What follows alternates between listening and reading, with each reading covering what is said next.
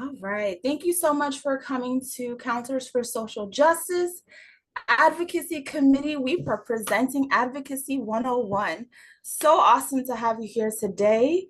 It is my pleasure to be here. My name is Dr. Onikoyi, and I have none other than Dr. Frank Gorritz. We're so excited to be able to present today. We've got some really great things to discuss. We invite you to be as intentional as possible here during this presentation. It is one that we anticipate may bring up some discomfort, and we want you to be present. So if you're able, try to give yourself this time, right? If at all possible. I know that life can life, and we have all the other things that we're doing. So we encourage you to focus in and give yourself this time. So we are all set to go.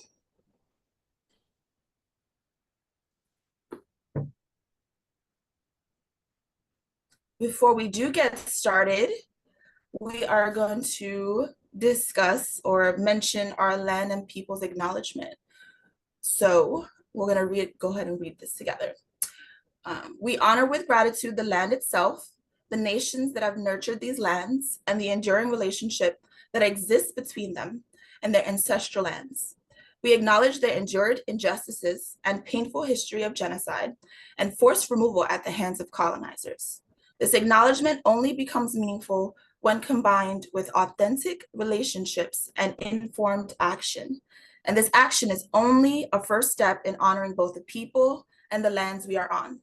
And that is a website that you can visit to actually find the name of the land that you are on.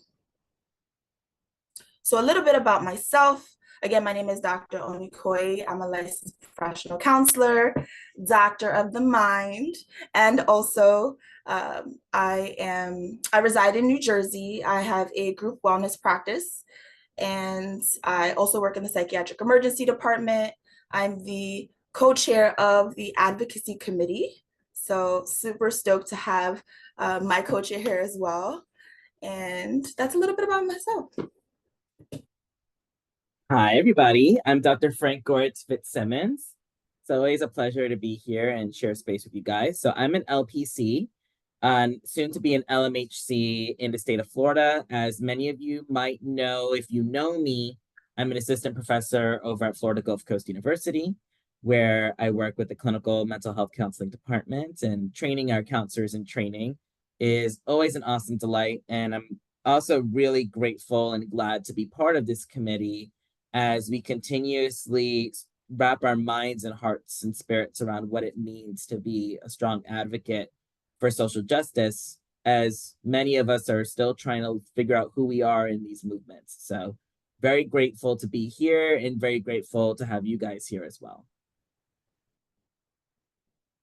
Beautiful. And we actually would love if you are able, we encourage you to turn your cameras on.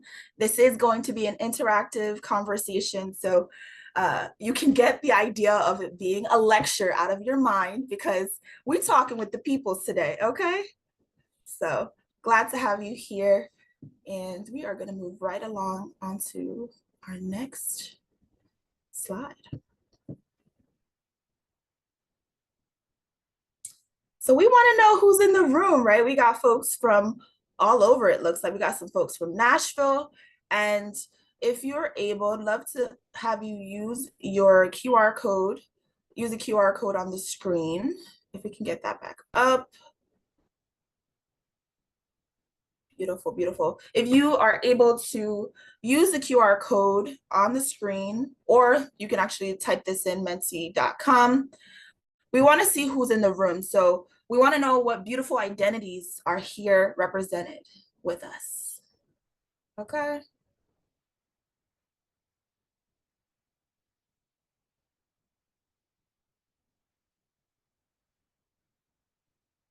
We want to know who's in the room.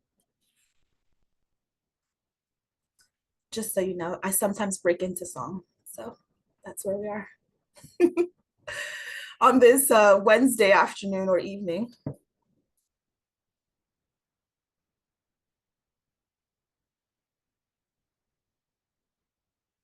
Welcome, welcome, welcome.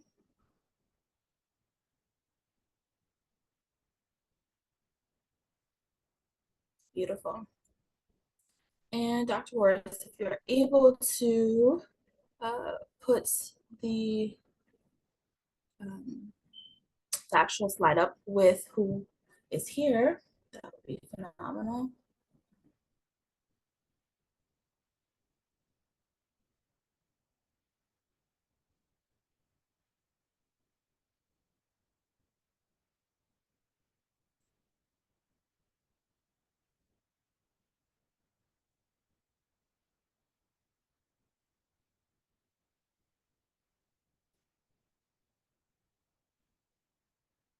How does that look? Does that look okay? Yes, it does. I think it's important for the world to know how many tabs I have open. So that's going to be a thing, you know? See who's here. Beautiful. We got some counselor educators. Yeah. We got some counselor educators, some counselors in training. We got some mentors. Beautiful. It looks like we've got some different folks from different identities here. We've got counselor educator. Ooh, we got a Californian up in here. Okay, you better work. Come on, Beautiful. California. Nature lover. Yes. I'm absolutely a nature lover as well. I take pictures every. Okay, we've I got some also live for the word students, cloud. Yes. Come on, students. professors. Okay, NJ. Jersey's in the house. Okay, beautiful. Thank y'all so much for showing up and being present in this space. Each and every one of you is so incredibly valuable. And we thank you for that, just for showing up and being yourself. Thank you. All right, I think we're good to move right on to our start of our presentation. Awesome. I'll get that going. Ooh, that's not cute. Okay, where? Ooh, we have more. We got some more up in here. Oh, Okay, where? look. Okay. Come on now. Yes. I appreciate you guys also sharing some of your cultural identities here too, because that's a huge part of who we are in this. We are more than just our occupation. So let's get into some history a little bit. I'm gonna boop. Okay. So let's start with a little bit about our history, about where we started, where we're headed. So let's go before the 1900s, actually. So the social welfare reform movement in general was born to help spread public education about diverse social groups, to foster social and emotional learning, and to engage in legal reform alongside our clients. And we saw these needs in American society at the time and took steps to fulfill them. And this is actually where the real counseling profession began. We began before Frank Parsons. We were all about social reform from the get go. Frank Parsons just happens to be a celebrated figure of our history, but he is not the defining figure of our history and the way that advocacy plays a role in our counselor identity. Let's take a look at what's happened since then. If you go into the 40s, I don't know for how many people knew this, but counselors who wish to incorporate multicultural and social justice competencies since the 40s experienced backlash from other counseling professionals, stating that counseling is culture free and that good counseling is good counseling, despite the predominance of white perspectives and people in counseling. So when you think about that, this has been an issue that's been impacting our people of color that we serve. How many people have gone unseen for a long time? This has been going on for a long time in our profession. And it's important that we recognize that as part of our history, because without knowing our history, we can see where that has led us. We can see that we still have struggles with representation to this day in the counseling profession.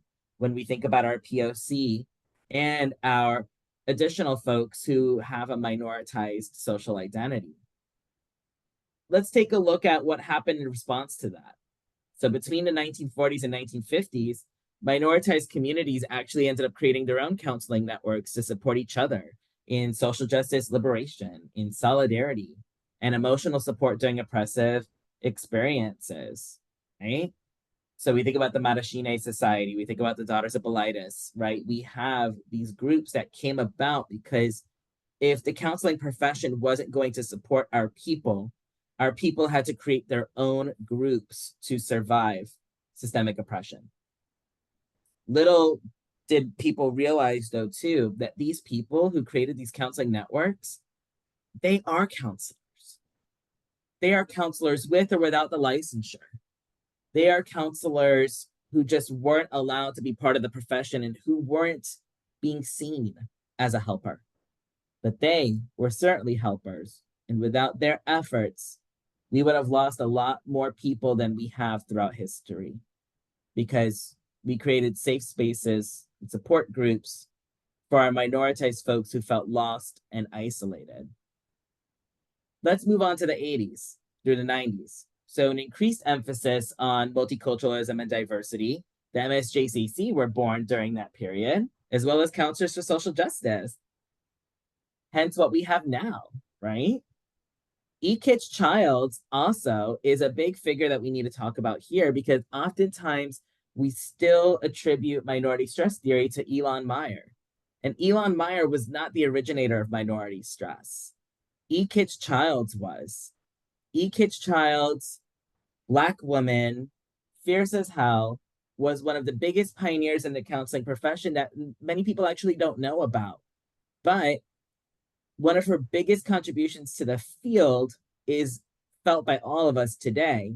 So because of her, we have normalized home visits as part of counseling, of actually doing outreach to impoverished neighborhoods to be able to provide counseling where counseling wasn't accessible otherwise.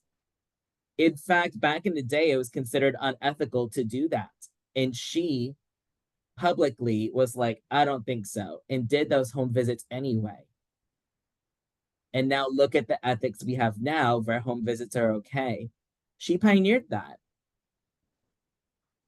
She also resisted social justice oppression for a long time, since the 70s as it is. And so what I'm getting at with this is that she wasn't a counselor first. She was an advocate first. And she brought her advocacy to what we do here. Many of us are still wondering who we are in the counseling profession. And for some of us, maybe it happened the other way around, that we were counselors first, and then we went, ooh, okay, still trying to figure out what this whole advocacy thing means. But there's also some of us who were advocates first. And maybe some of you will realize today that you always were advocates first, and you just didn't know. Now look at us. So we're engaging in social justice activism all the time now. Thanks to the efforts of our advocacy committee, we really put out that awesome statement about what's happening in Gaza to promote awareness and advocacy in support of our Palestinian people. We did that this year. Also, SAGE put out numerous statements with ACA's endorsement this year on really emphasizing the importance of how anti-trans and queer legislation hurts people, and the importance of advocating alongside our trans and queer clients. We did that this year. And there's still so much we can do. There's many of us who, I only named 3 people, including myself, but there's so many other people out there, you guys who are in the audience, the people here hosting this webinar, who have contributed to social justice today in the counseling profession. In fact, there's so many E-Kitch Childs out there now that if E-Kitch Childs could see this, my hope is that they would be really, really happy at what they're seeing. That they are seeing the generation of people who came after them to carry on their work, to say no in the face of social justice oppression, and to do what's right regardless of what is considered legal and kosher. That sometimes we have to be able to resist anyway and do the right thing in the face of all of the legislation that our communities face. So I think it's important, again, for us to really know our story about where we started and where we are now, because now is not an ending. Now is just right now.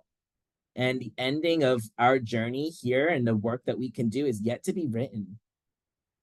So there's a whole bunch of stuff we can do. We can doodle all over the end of the book if we want to. That's okay too. The future is ours to advocate up, to tear the fuck up, basically, and to queer up, right? For all the POC who couldn't say what was on their mind, for all of our gender minoritized folks, for our women, our queer folks who couldn't say what's on their mind, now we can. And if anybody messes with you in that, you just made 3 new best friends here on the advocacy committee who will show up to their house. I'll do my own home visit. Okay. So I hope that you guys were able to benefit from just knowing a little bit about our history and where we are now. So why don't we do this? I'm going to do a little activity with us because I'm also an expressive arts therapist. That's how I roll. So I want each of you to think about, what does it mean to be an advocate?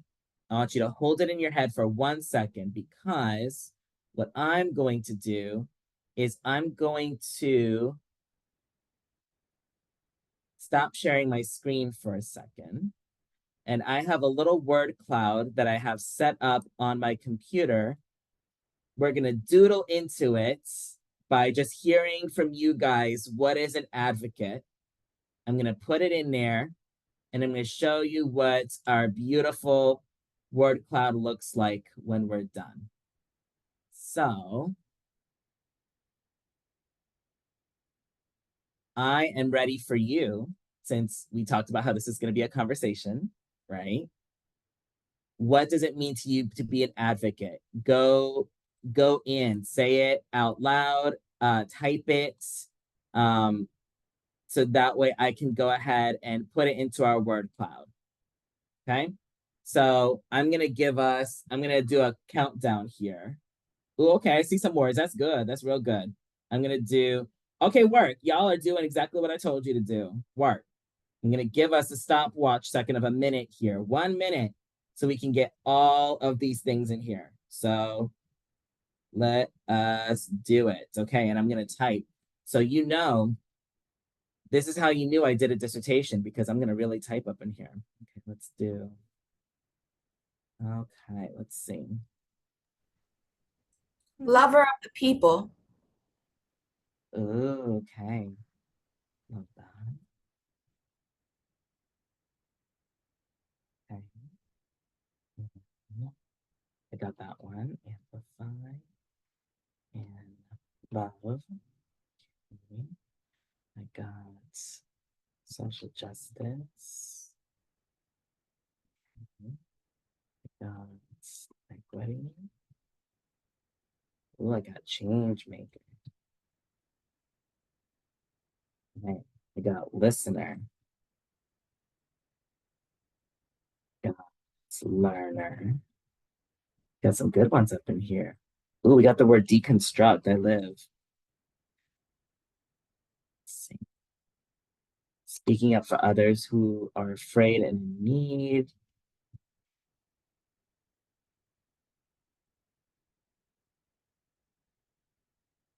Okay. Live. Dismantling systems. I love that one.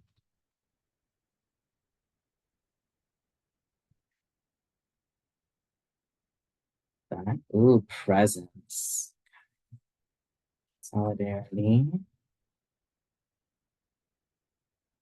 Break barriers.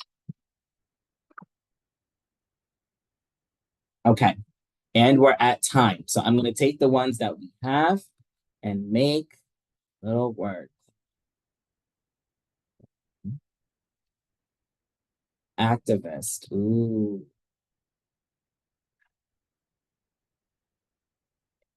Ooh, accomplice. My inner Disney villain sings at that. That word that I love so much. I really like the word accomplice. That's a good. Yes. Okay. This is good. This is good. All right. So,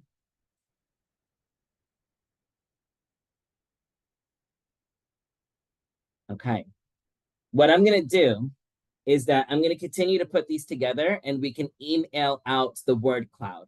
So that way you guys can see the beautiful work that you made today and take that with you as you remember who we are and what we do. So we'll surprise everybody after the presentation with the final word cloud so that you can all have it. Okay. As sort of a takeaway and a token. Okay. How does that sound? Okay. I live. So let's do, I don't want to show everybody what it looks like just yet because it's really pretty. So I like some surprises. Oops. And I'm going to share my screen. Here we go. Awesome. You also know you're a counselor when you have a million tabs open, am I right? Okay. So give me a second. There we go. Boop. So I wanted to talk a little bit about a way that we can sort of ground ourselves in the different definitions you guys gave, because there were a lot of beautiful definitions. Some that specifically stood out to me were activist, accomplice, willing to stand up when others are afraid and are in need. I want you to think about the power in those words that you all put together today. Even when we're feeling powerless, there's still power in words. Power in words that we use to describe ourselves and the dreams that we still have to transform the world around us. And that is especially what's important about being an advocate. We know that there are so many ways to define an advocate, but there's power in all of those queer definitions. There's power in being able to provide multiple forms of language to what it means, because that means that advocacy is just that inclusive. It's something that we can create, something we can design, something we can hold together, even with different words.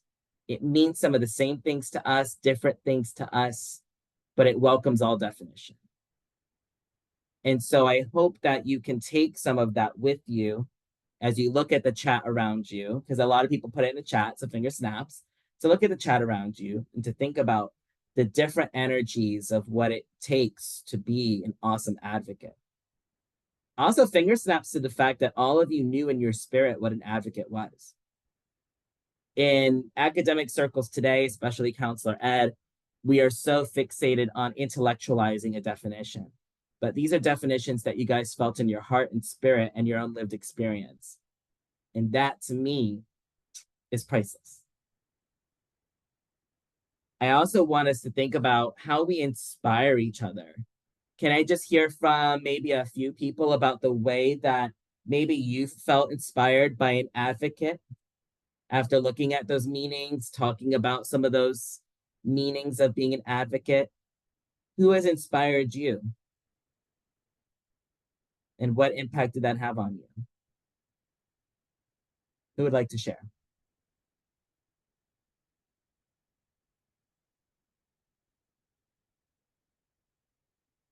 I had really great professors in my in my master's program, Dr. Rita Chung and Fred BMAC, who are like always infusing social justice into the counseling program. And from like the get-go, my program really pushed that and kind of learned so much and had this explosion of knowledge to really learn about the importance of having that as a core part of counseling and my identity and all the development that took inside the classroom and outside the classroom to try and get there.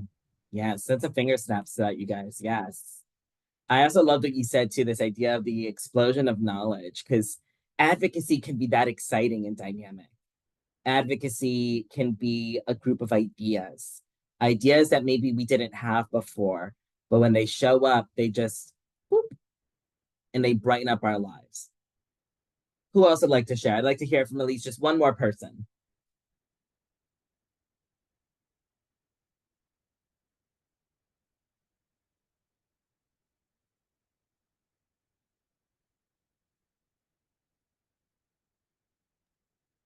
That's how y'all know I'm a teacher, Yeah. because look.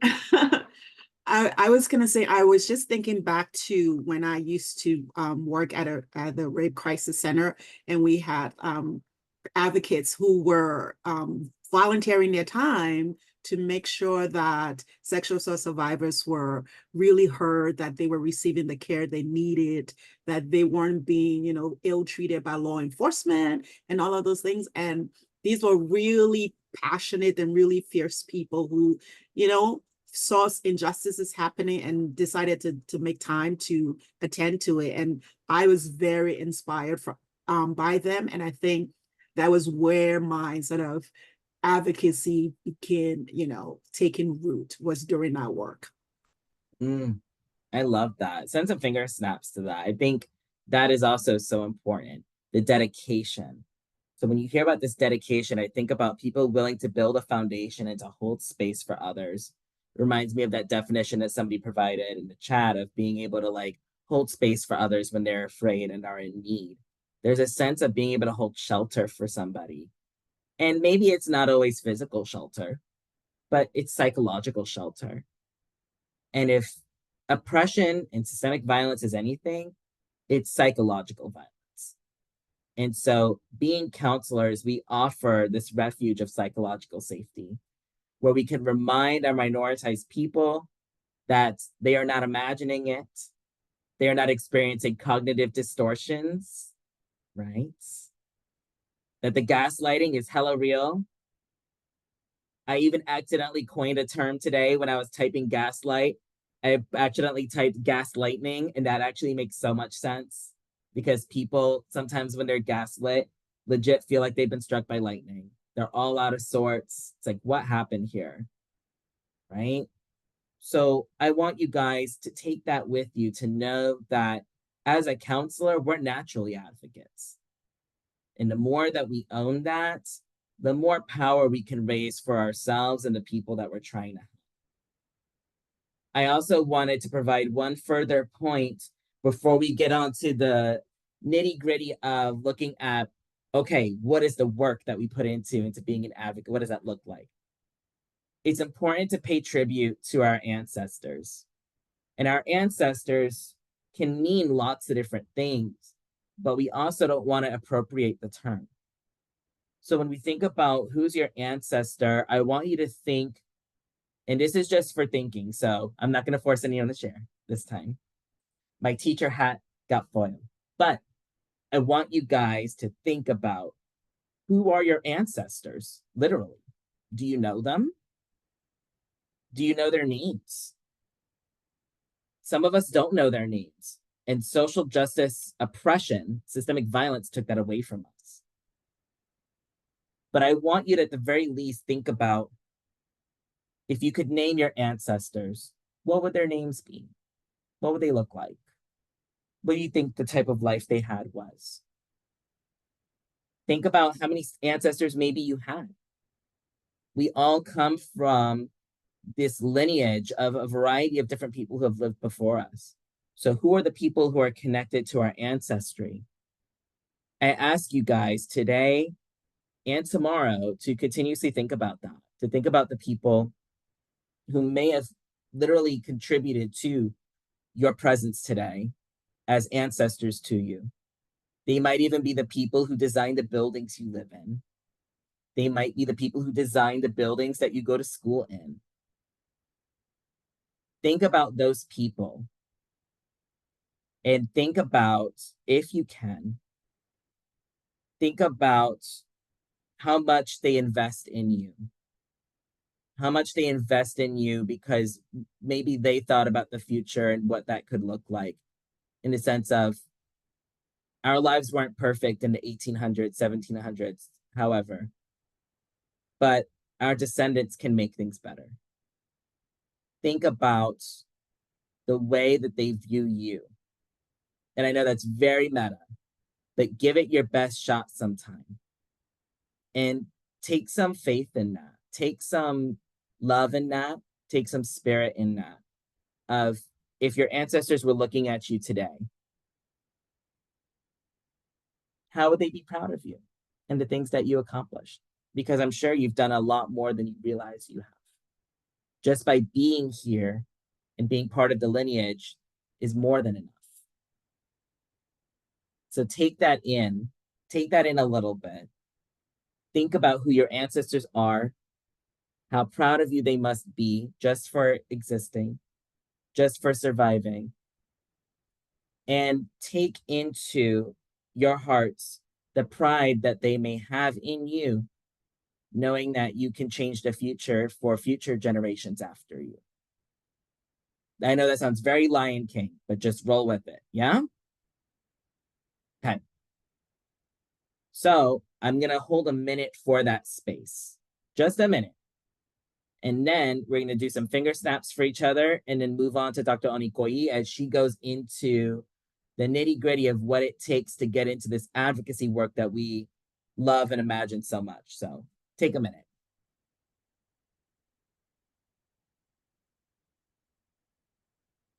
Imagine the pride and love that your ancestors have in you by being a part of their legacy and what you want to do with that legacy. What type of world you want to build for the people after you.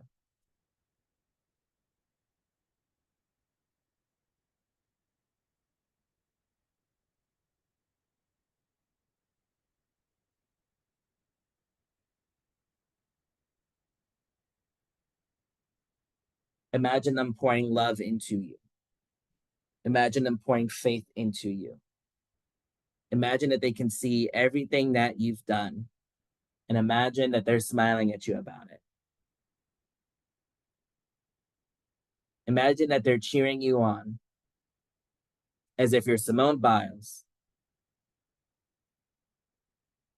Imagine that they are rooting you on like any sports person you could think of. For people who like sports, I'm not one of them. The only sport I follow is Drag Race. So if you imagine yourself as a drag queen, fierce, love it. For all my queer and trans beautiful babies out there, think about how your ancestors could be cheering you on right now.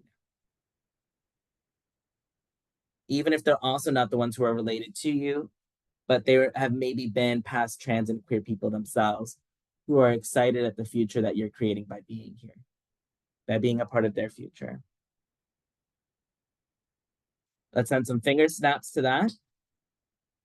And without further ado, I'm going to go to Dr. Onikoyi as we get into the nitty gritty of how do we get into this work? What do we got to do? You ready? Okay. Go for it. Let's do it. All right. So thank you so much, Dr. Gorritz. I think it's super helpful for us to have historical perspective before we decide to embark on anything. But then also kind of have functionality around what it is that we are, how we're showing up in this space. You mentioned a lot of really great things I actually want to speak to. I really appreciate you talking about ancestors. That's a big part of how I show up, is honoring my ancestors. And I also very often think about the ways that I am an ancestor to be, right? And so what are the ways that, how am I living my life in such a way that I can make the people that come after me proud, right? Like that they can think to themselves, wow, like that's someone that's connected to me in some way. And when I think about that, it gives me the energy sometimes to lean into the discomfort of advocacy, because advocacy can be very uncomfortable, often because we are trying to show up in spaces that may not even want us to be there, right? And so we're pushing, we're trying to dismantle, and that's not an easy work. And so I just want to thank you so much for talking about ancestors, because that's a big part of how I'm able to show up in my advocacy work, is acknowledging the folks that came before me, and also remembering that I'm also, you've probably heard this perspective of I'm my ancestors' wildest dreams. Like they never, could you have imagined that like we have this person now who shows up in the way that I do, and that they have put in all the effort for me to be able to get there. So I don't believe in being self-made, because there's so many people that came before me that allow me to be in this space. And I don't take that for granted. So they come into every space with me. When I do these presentations, I'm thinking about those people as well. Okay, so since we have some historical perspective, we have some idea of our positionality, there's something that you also mentioned I think is really important before we get into the process, is also understanding what it means. We talked about what does it mean to be an advocate. And many people, we kind of came into this profession because we want to make a difference. Like we want to help people. That's usually why did you become a therapist? I wanted to help people. That's like the number one saying that people have. And you bring up the fact is which came first, the advocacy or the counselor? I remember being in a space where there were other counselors, and it was a conversation. It's a big part of actually why I got involved with Counselors for Social Justice. And it was a conversation during a conference, and it was this dispute between folks in the room trying to identify with this advocacy identity, right? Like, is it my responsibility to be an advocate? No, I'm their therapist. I'm not an advocate. And so we had this major like dialogue back and forth. And I just remember thinking like, I can't imagine being a counselor without being an advocate. It's a big part of how I show up as a therapist. I want my clients to like not experience what they're going through. I don't want them to continue to have to find ways to navigate racism and all these different oppressive systems. I want to help to dismantle this work. And so I would just encourage you also to think about, how am I able to step into that role as an advocate? And this is exactly how. This is the process. Thank you for showing up for yourself in this way, for the people you care about, for being here. The process essentially is 7 steps that we've broken down. Sometimes advocacy can seem a little like daunting, like how do I even start? And so this is a great way to kind of break it down for us to be able to make that happen. So first we want to understand what the actual issue is. We want to do some research. We want to set some goals, create a strategy, build community. That's a big thing. We'll get to that. And I'm going to talk all about community. Take action and evaluate. So we're going to talk a little about each of those in just a moment. You can move right on to the next slide for me.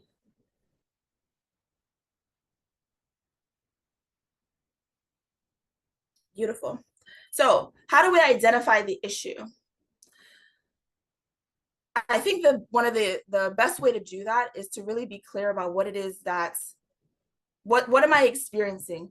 And I say that because sometimes it can be a challenge to understand how to advocate, because there can be so many things that we see that need to be addressed. And so it's like, I don't even know where to start. Like, this is an issue, that's an issue. Where do I even start?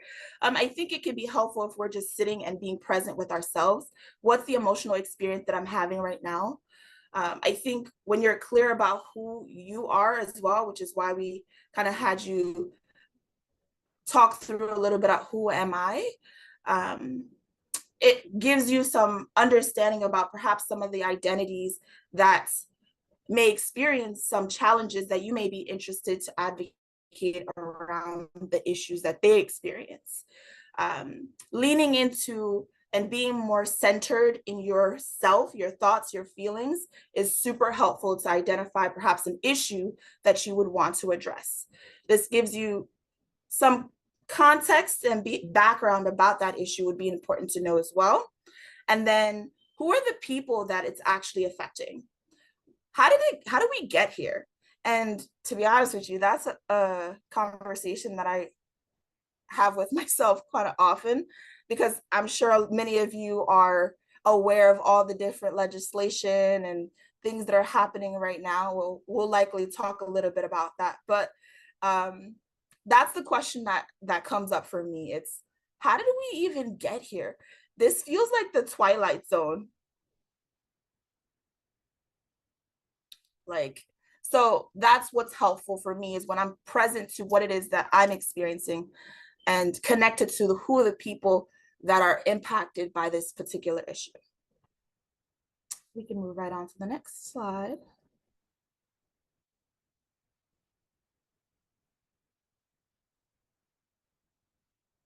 Okay. Just one more. Did you want to talk a little bit about research, or do you want me to move on to the third one? The research is good, yes. So research, that's an important one. And for many of us who are doing dissertations, who are even students in any capacity, we've had to do research. And this isn't any different when we're doing advocacy work. We want to make sure we understand what's happened before. We want to understand what's happening right now, so that we can have a clear sense of perhaps how we want to change things, how we want to see things like improve in some way. So understanding perhaps the numbers, but more importantly than understanding like the specifics, I think, can be to disrupt this idea that I need to have numbers to legitimize me to do something, right? Like, what if we actually leaned into people and their experiences as being our source, our research, like talking to real people who have real experiences for the justification for our advocacy. If one person is impacted, it matters, period. We can move on to the next slide.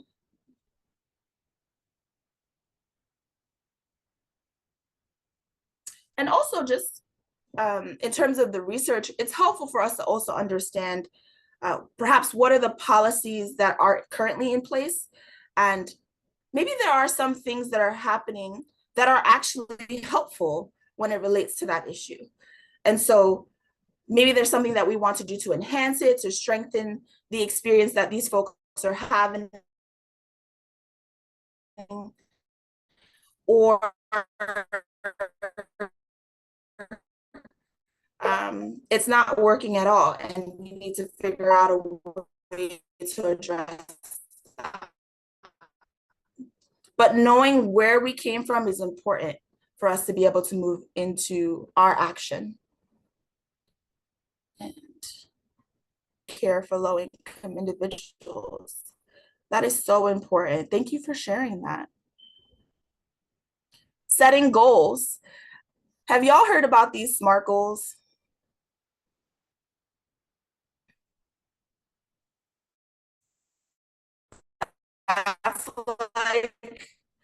I'm such a fan of SMART goals. They can be super helpful to get clear on how to make something happen. And so this isn't any different again when that's a deep one, right? How can I envision something that can be so incredibly different than what's happening? When you were asking earlier, Dr. Gorritz, about like, what does it mean to be an advocate? I also think about like being hopeful, right? Because sometimes it can be really daunting because there's so many different things that we think could be better. However, I think really being open to the infinite possibilities that we can create.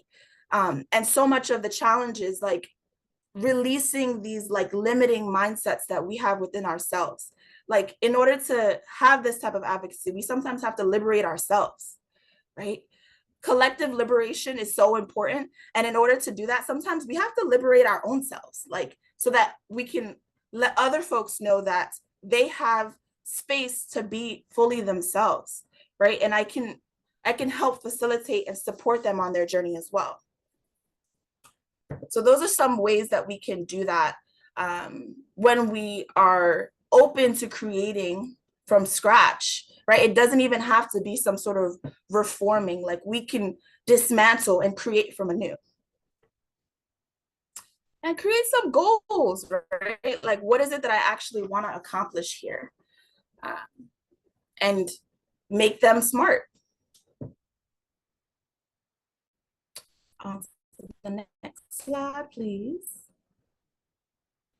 Come on, emancipate yourself. Okay. Okay. So, fun fact about me is I absolutely love the game of chess. I used to be on the chess team in high school, and I've actually never lost a game. That is a fun fact. I've only stalemated. Anyway, so the game of chess is all about strategy, right? It's like, it's not like a luck game. It is a matter of like being strategic to make sure if I'm going to move this piece here, I'm going to move this piece here. That is an important aspect of any fictional pursuits. You going to school, it probably took you to strategize to determine how you're going to make it happen. And this isn't any different as well. We want to make sure that we're coming up with a plan of action. We want to know who our target audience is. Perhaps what are some of the resources that we might need to support us making this goal a reality. We can move on to the next slide.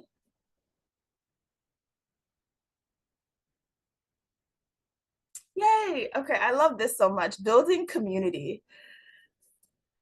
I think community is so incredibly important when we're talking about advocacy. It can, again, feel really heavy and daunting when we think that we're doing it alone. And that's why it's so important to find folks who are like-minded, who are about this business, who are about trying to make change, who are wanting to create a better future, and leaning in for support as well as giving them support. I'm a big believer in community care, and that's what we are actually doing. I know that the terminology self-care has become really popular, and quite frankly, I think self-care is necessary because as a community, we don't care for each other the way we really need to care for each other. So what would that look like if we actually were able to show up and care for one another? The work that we do in counseling can really be community care. Who are the people who are invested in this work? We talk about co-conspirators. I like that word too. People who, you know, it's not like when it's convenient. I know I have the word allies there, but I actually like the word co-conspirators way better. Like, it's not just when it's convenient, I'm showing up. It's like, as Rihanna said, you about to pull up? Like, are you here for this? Are you actually here with me, right? Because otherwise, I don't need you here. Like, you're not doing me any favors, right? Our lives are interconnected. And I think when we understand that, it is really helpful for us to advocate, where it's like, I'm not advocating just for this person. Like, I see them outside of me and I can understand that we're connected. So if this person's hurting, I'm hurting, right? And a big part of my identity is I'm a God girl. And that's a big reason why I show up in my space as an advocate, because I realize that everybody is in need of like love and support. And I need my community to feel liberated. I need them to know that there are people who care for them and they're not alone. So how are we building relationships? How are we fostering collaboration, leveraging our strengths, and pooling our resources as a community? Moving into the next slide.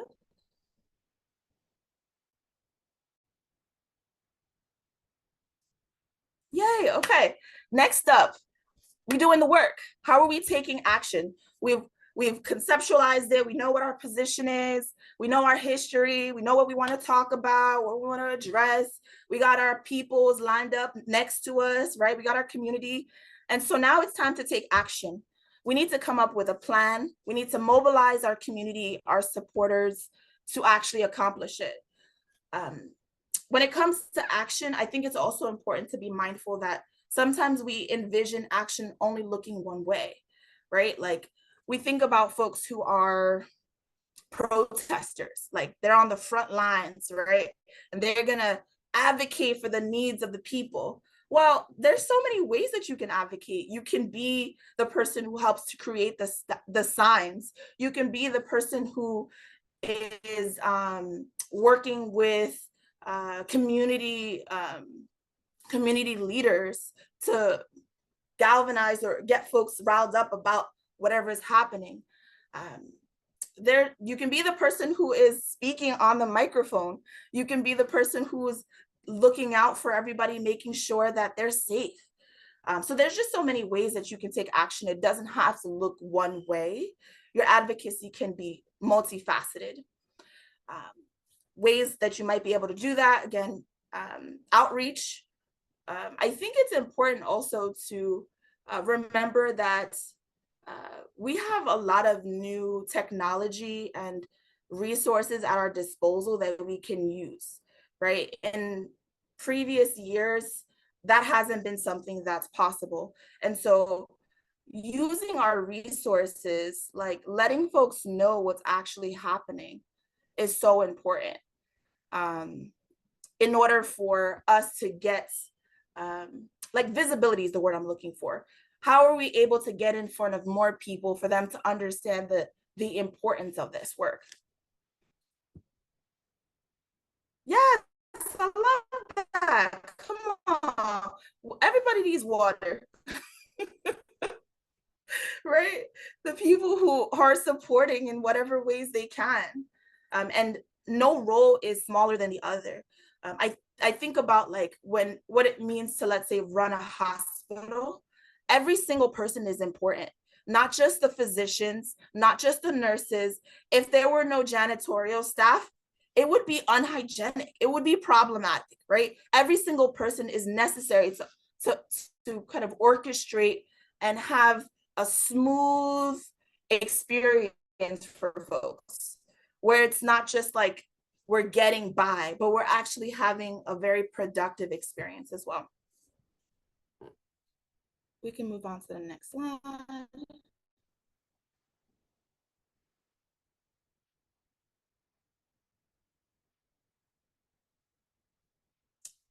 And last but not least, evaluation. After we've done the work, we want to actually assess what goals were met, what things we're still hoping to accomplish, getting feedback from folks who are invested in the work that we do, the people who participated, what was their experience like. We also want to, but perhaps if we kind of sat back and reflected, we can document what went well and identify areas for growth and resolution, how we can address it moving forward. In anything that's done in life, I think evaluation is important so that we're not continuing to make the same challenges over and over again. So those are just a couple, 7 steps to be specific, ways that you can actually create advocacy in whatever space that you find yourself, because that's what this calls for. It's not just I'm an advocate here. It's like, what spaces are you? Are you a student?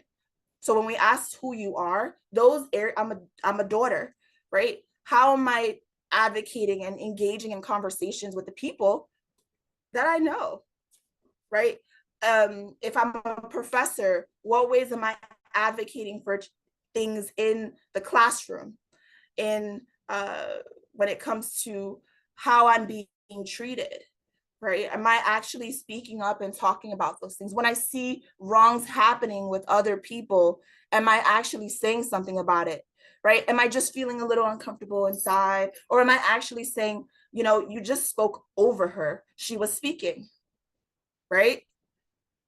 What ways can you use your privilege as well to show up for folks, right? because we are connected.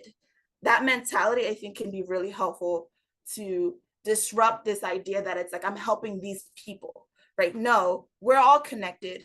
I need to show up for my fellow human being. Like, this isn't like a convenience thing. This is a necessity.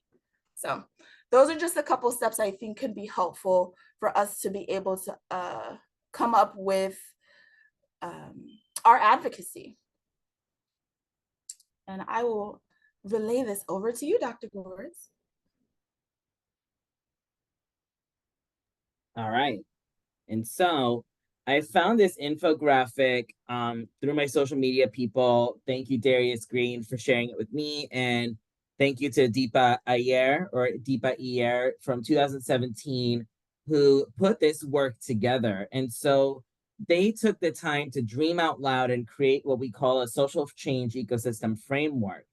And in this framework are a couple of different roles that people can play as social justice advocates. And I just want you to know that these are like examples. These are just examples that when we think about what is it that we can do, we talked a little bit about the troublemakers, the folks who, you know, are the ones who are taking care of other people. This is what we're talking about. So like, for example, when we think about, like when I think about my identities, right?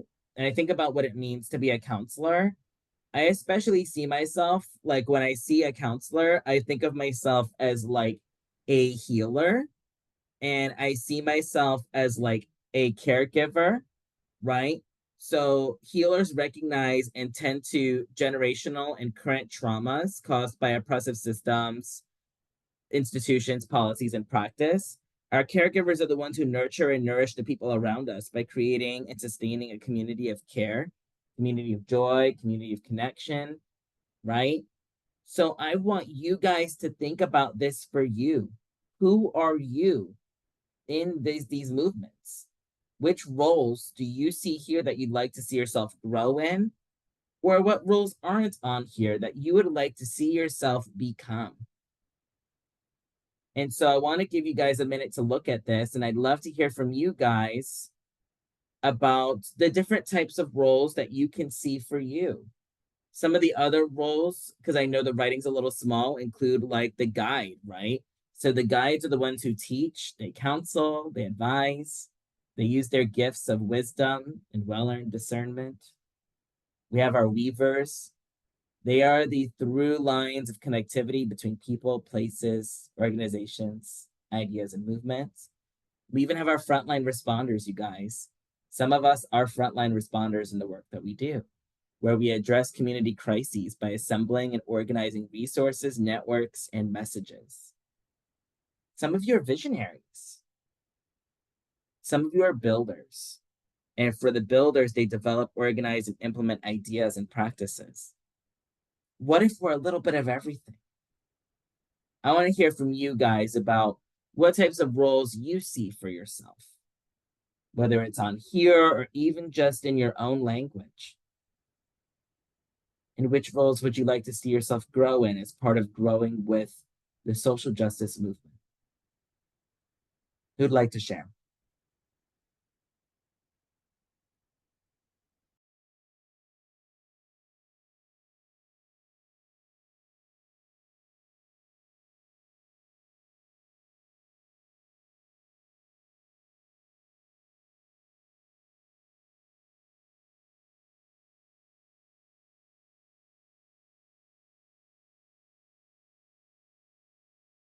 Go for it. Go for it, Levon. I see myself as a little bit of all of them, actually.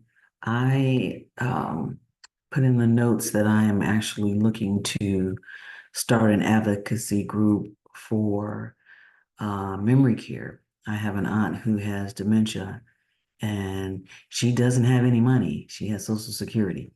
Dementia memory care costs $5,000 to $6,000, and you cannot get into a facility without having money. And so she's just I've called the state, I've called the county, I've called the city, and there is nothing available for people who are old and have no money but need services. It's terrible. So I see that I'm gonna have to pick up the mantle and start shaking some trees. I've started talking to some doctors, and I've asked a professor. I am in my second internship phase, so I've asked how I can go about doing this. I've done this in the past, but now I have to start from scratch. So I need to know where to go, who to talk to, and all that good stuff because somebody has to bring to light that people are just out here on the street. That's why we have people living on the street because there is no care for people who have no income. I want to send major finger snaps to that and go back to something that Dr. Onikoyi went to before about the self-care bit. We talk also about the importance of community. So when we think about starting from scratch, we're starting here. We're starting today and we're starting with each other. So look around you about the people who are like here for this session today. Get to know each other. Think about your strengths and how your strengths can complement each other in movements like the ones that Lavon is trying to start up. Because for you, Lavon, you saw a community need and you are willing to dream out loud, to make it happen, to make it manifest. So thank you for sharing that. I love the unicorn. I said, come through, unicorn. Who else would like to share?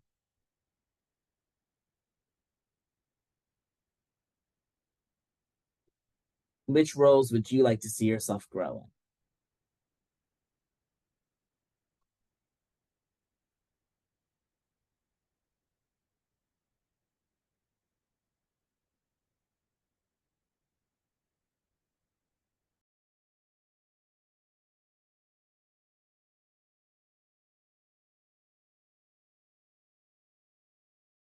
Well, I was prior military, so I'm trying to work on giving back to sexual assault veterans.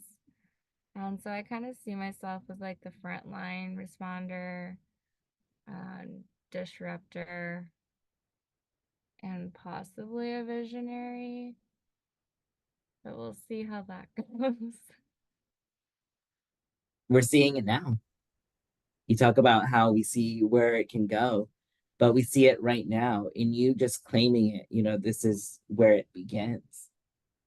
And you picked a really fierce trifecta too. I mean, we talk about the fire energy people up in here, and I sense that fire in you to be able to give back, to protect, to disrupt shit. I love to disrupt shit. For people who know me, I love to disrupt, period. That is what we do. Like when it comes to social justice, 100% disruptor. I'm not the nice person of color. I warn people about that and they say, hey, you know what? I'm not the nice person of color, but I'll be nice to you. But if you're not saying something nice, I may not be nice about it back. Right? So finger snaps to you in your disruptor, your response, and your vision, because all of those intersect to make the dreams that you're putting into manifestation today. So finger snaps. You go, Dominique. You better work. Who else would like to share?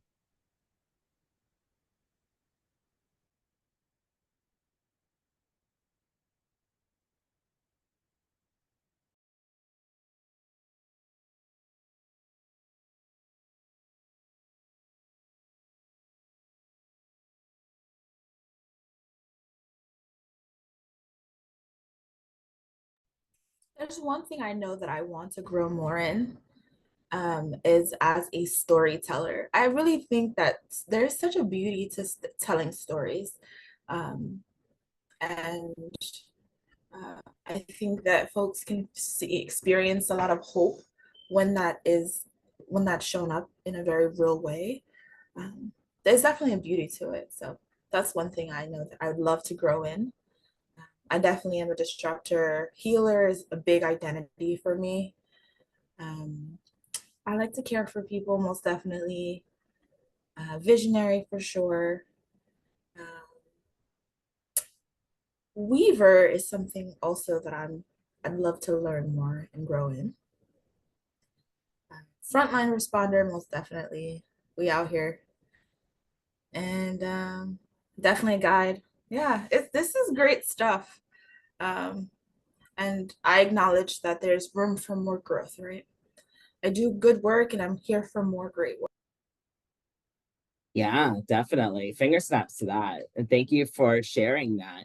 And I mean, remember that this is literally like an advocacy 101. So this is just the beginning. When we think about who we are, who we can become, who do we officially become today, right?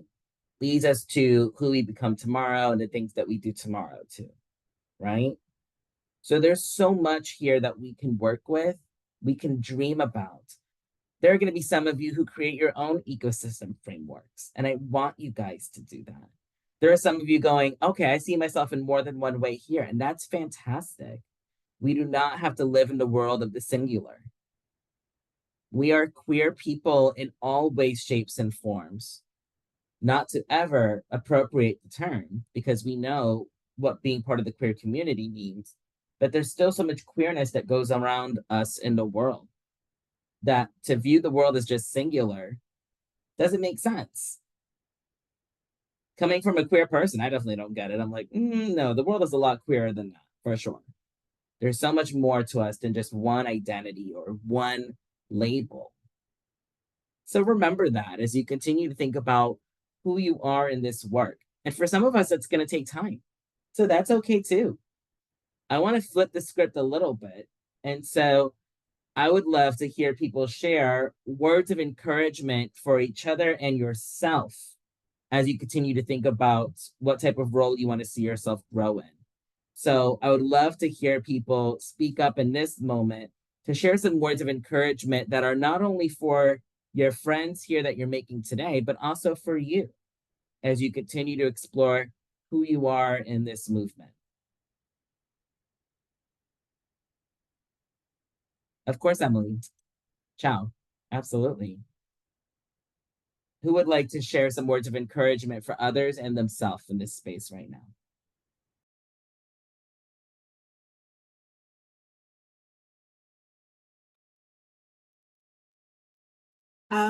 I'd like to. I think for me, yeah, and this is also for me, but I'd like to share with everyone is just to say don't despair, right? Because and then thinking back to everything that you all have been talking about, is sometimes it seems so overwhelming and so daunting, right? And you're just like, where am I gonna start? I don't even know where to start. And sometimes you can get into that place of despair, like what am I even gonna do? How is that even gonna make any difference? And I think just so those are the words of encouragement that I want to give to all of us, to myself, because I often feel that way a lot of time around issues that I just feel is so huge, and it's like, what am I even going to do? But I think even chipping away little bit at a time can have an impact, some impact, right? And so I think, yeah, that's the word of encouragement I'd like to give to myself and to you all. Yes, thanks for sharing that, Selena. Thank you.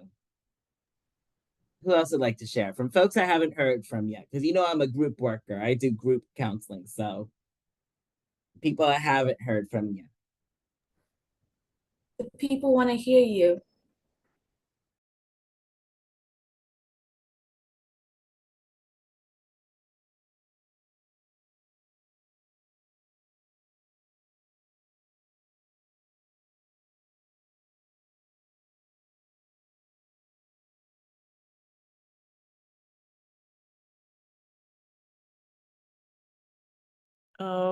I just wanted to say that I personally tend to feel isolated or scared at times doing advocacy work, or the things I feel supportive, things that I want to support, but observing what's happening around the world. But then coming to places like this and seeing how many advocates are out there gives me a lot of courage So I just wanted to thank everyone for your work, and yeah. That goes for you too, you know. Because for those of you who don't know Yeonjung does amazing work in their circles. So finger snaps to you, baby. Yes. Thank you for sharing that. Yes, go ahead. I see a hand raise. I think I put it in the chat already, but just remember that you are the one that you've been waiting for, and it's never too late to try. Period. I love that. Yes, you go, Ashley. I love that. I live. Let's hear from one more person, and then we can bring it all together so we could check in to see how people felt about our time together today.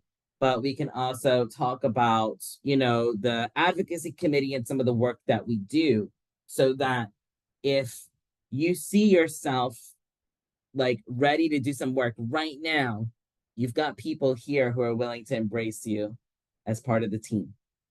So one more person, some encouragement for others as well as yourself.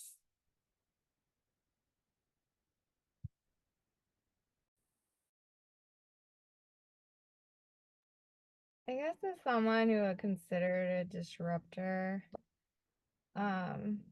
within my school, I've been told to kind of hush down, and I find it a little bothersome, but I guess I would say just keep making noise, because even though you doubt yourself, I realize my cohort now comes to me whenever there's an issue, and then I'll speak up for them. So I'm like, kind of cohort against a couple of staffs, but I'm like, hey, it's advocating, right?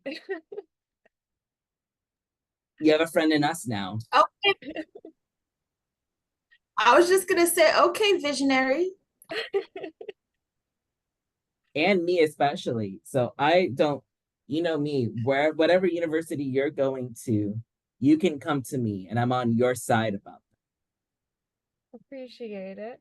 Yeah, because advocacy is so important. And who are some of the most disenfranchised people in education if it's not the students? Mm-hmm. So you better work. I live for Dominique today. That is my hashtag.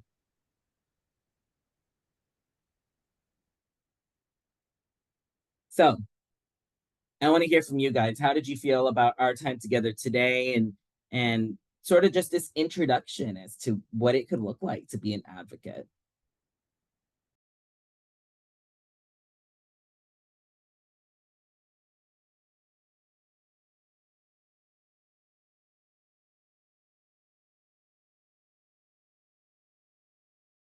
Okay, I realized I was muted.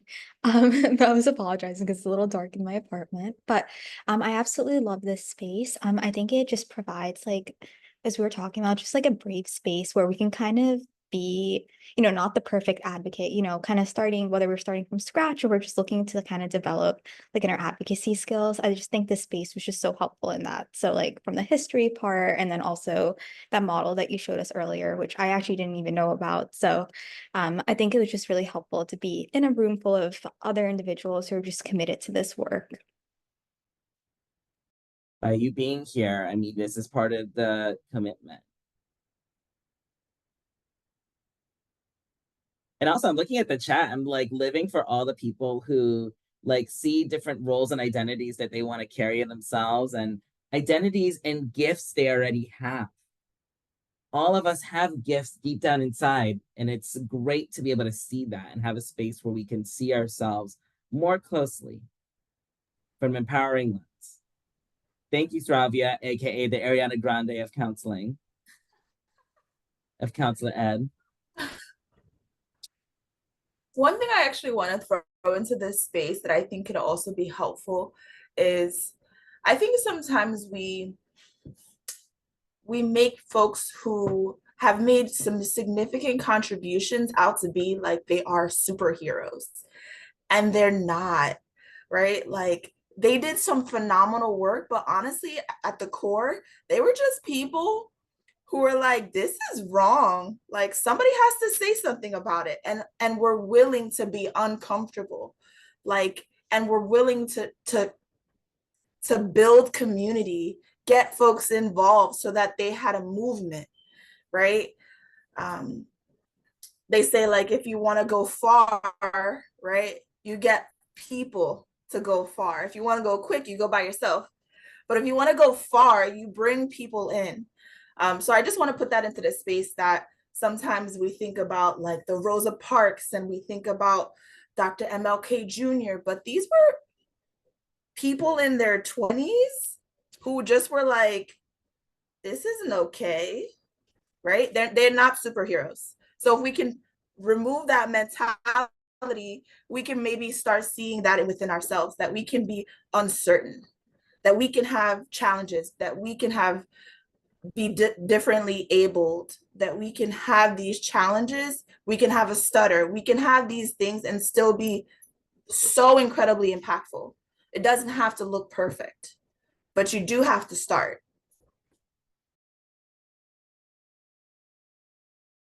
That's correct, because many of us, here, we're still just people, right? I'll never ever forget the injured child that still lives in me sometimes when I think about how I have had people tell me throughout my life, like, especially like older white women when I was in high school, say, you would never be a great counselor. Don't pursue that. That's not for you, right? I've even had relatives who were like, being a teacher, what the hell are you going to do with that? Like, counselor education, what is that? Right? Because even our own people, our own kin sometimes internalize these messages too about how these spaces are not for us. So, Sravia Grande, that just caught my eye. I'm so sorry. You better work. You better work. But just know that we all have to start somewhere. And I never thought I'd be here. I fought and I tumbled to be here. And now we're holding space for all of us so that nobody has to feel like they have to tumble and fall so hard, that we can do it together this time. So remember that. Yeah, we're just like ordinary people. Some of us like really caffeinated.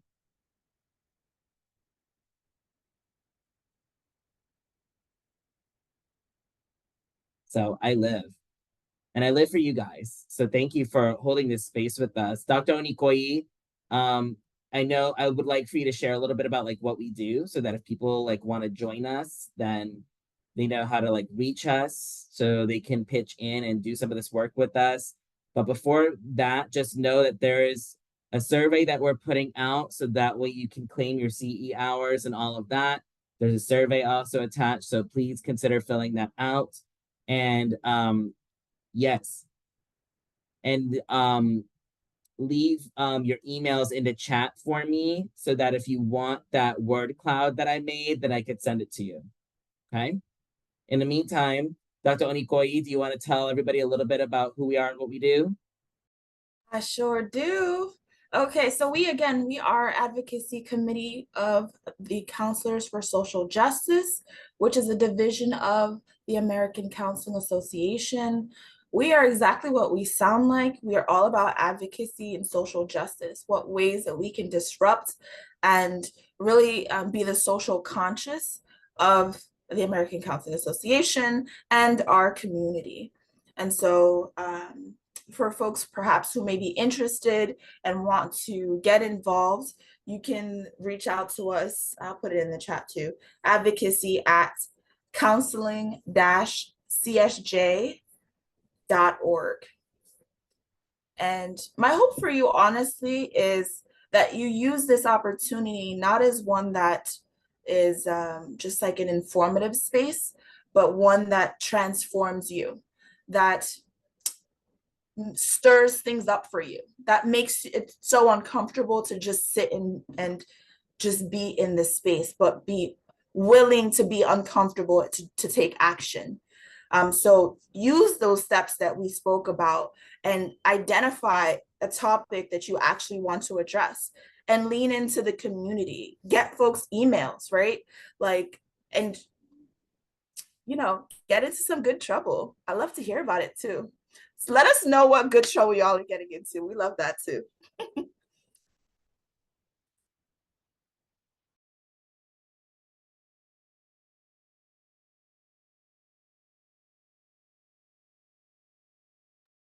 Somebody's asking in the chat about the PowerPoint being available. Will we be able to make that available to all of our attendees? Sure thing. Yeah. We could do that.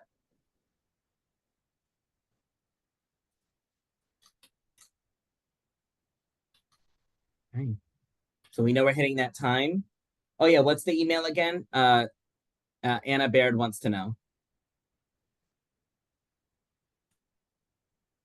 Oh, advocacy at counseling, CSJ.org. Perfect. Yes. Come join us. There's room for all of us. Like when I look at all of you, I see radiance, right? I see people who have done more than survive, that we have thrived and that we continue to thrive. And that there are spirits beyond us right now who are smiling hard at the type of work that we are doing. So be proud. Believe in yourselves and believe in each other. There's a lot of cool shit we can do. We know that there's a lot of harmful legislation out there. But think about all of the voices that have come out in counseling this past year. As Katniss Everdeen said, fire is catching, right? And so these oppressors have no idea what the fuck to do with us, nor will they have a clue. Because no matter what they throw at us, we've always been more resilient. Our spirits have always been strong from one generation to the next. Oppression will never understand what resilience really means, which is why they can never break us as people. They may try to throw a whole bunch of policies and stuff out there, but they are all just tactics to try and make us lose our sense of spirit.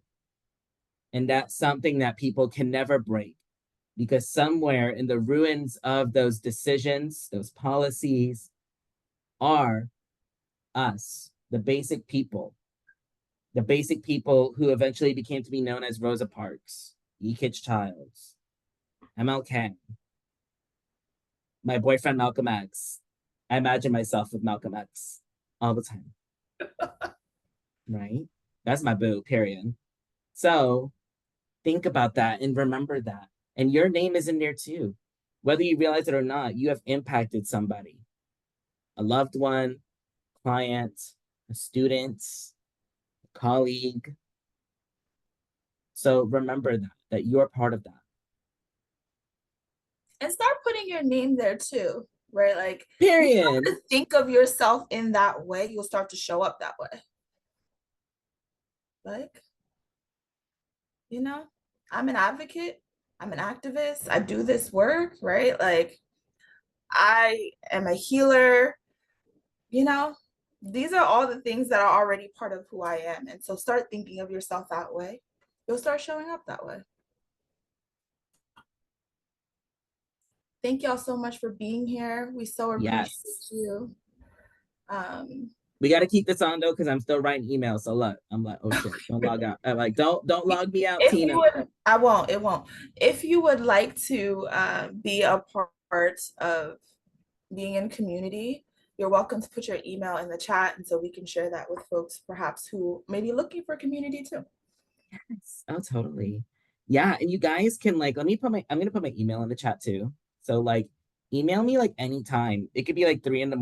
Like I really have no problem. Like this spirit is always don't email me at 3 o'clock in the morning. You can email me at 3 a.m. baby. Email me whenever, if you have a question about something, if there's ways you want to get involved, if you just need someone to confide in. Like, this is a space that I want to hold for all of you where we can fight. Because I especially think to what you shared, Dominique, and I'm like, I'm ready to fight someone today. So you let me know the tea. I got to the disability center and we tried squaring it away. I'm ready to fight, baby. Let's do it. Yes. A lot of the people here are into good trouble, but I'm like, yeah, me too. Me too. Me too. So well, I'm here for y'all. just to honor everyone's time, we thank you again so much for being here.